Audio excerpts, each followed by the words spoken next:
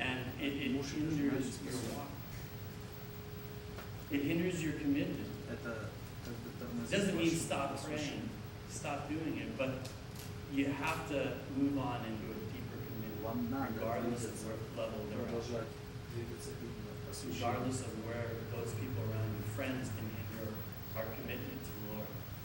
They can distract us from what we should be really doing. Let's go to back to Luke 14 again, starting in verse 26.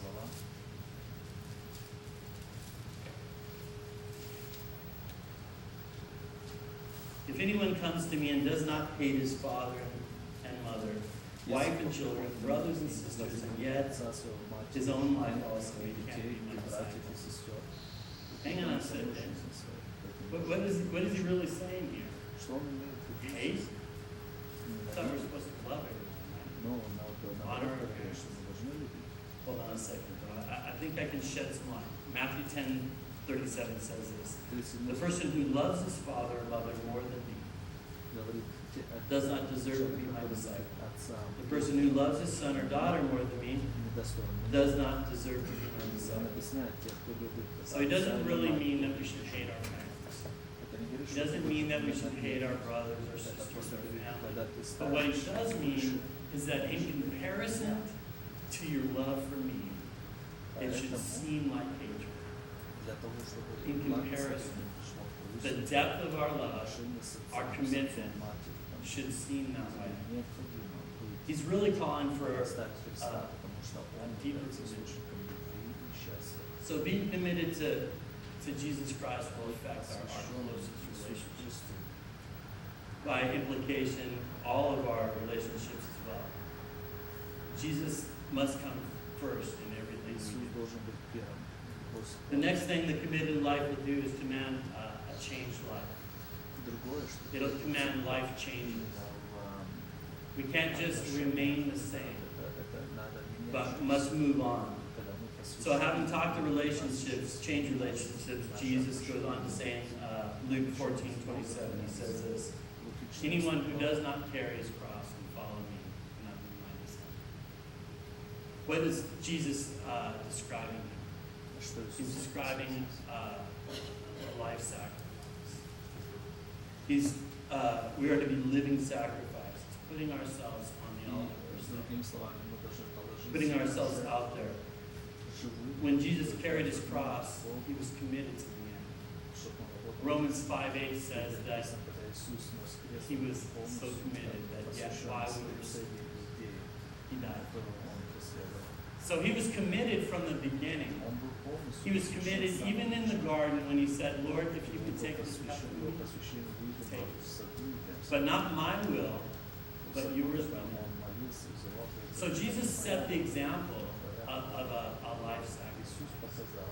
He said, I'm committed to the end, that I might die, that you may live. John said, I must decrease so he can increase. That's the kind of life change that we need to be cultivating. More of God. The Message translation reads out of the Beatitudes this. Blessed are we when we're at the end of our road. Because the less of us leaves more room for God. And I love that. That's a very good thing. Blessed are the Holy Spirit. Why? Because when I'm at my finest moment, at my lowest place, God's working in me. He's working in me to be glorified.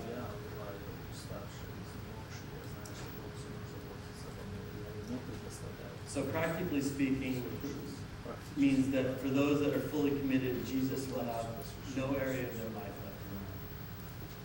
To be fully committed to Christ is nothing to enter lightly.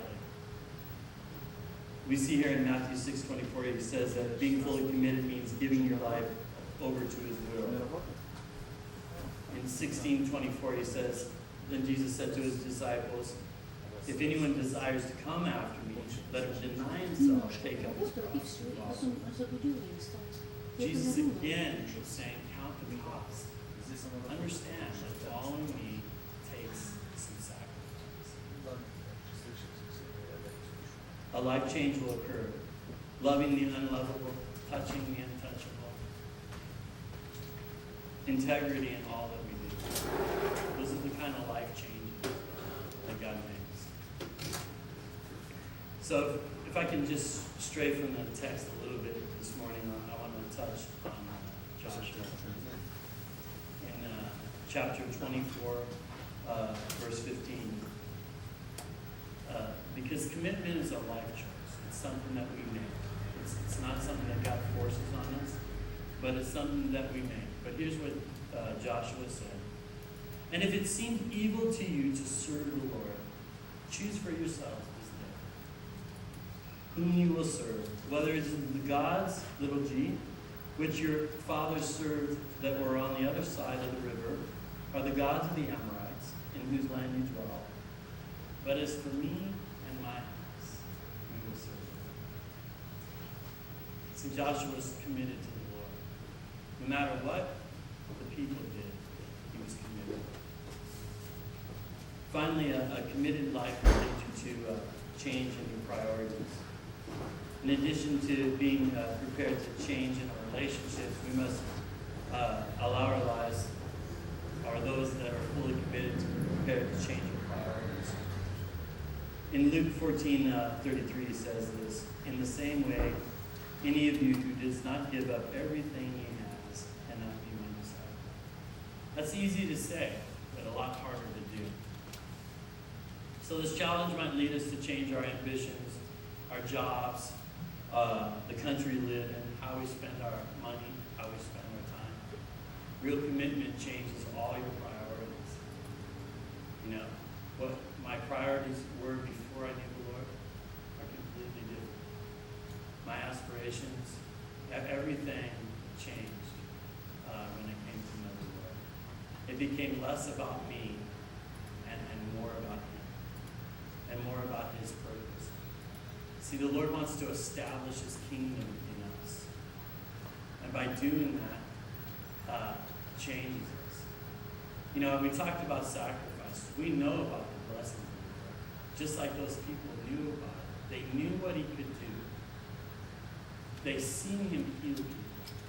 The multitudes followed because, in fact, He said, you're here because I gave you bread. So we know that they witnessed miracles.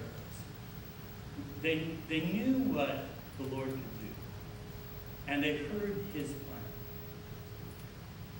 But being fully committed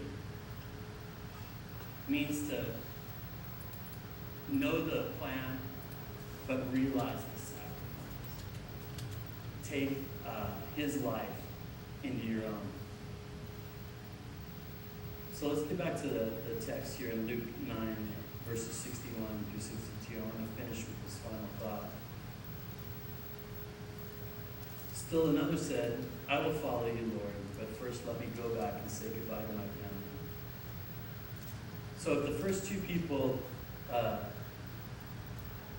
met with hard responses, the third seems hard, yet all the man wanted to do really is go back and say goodbye to his family, right?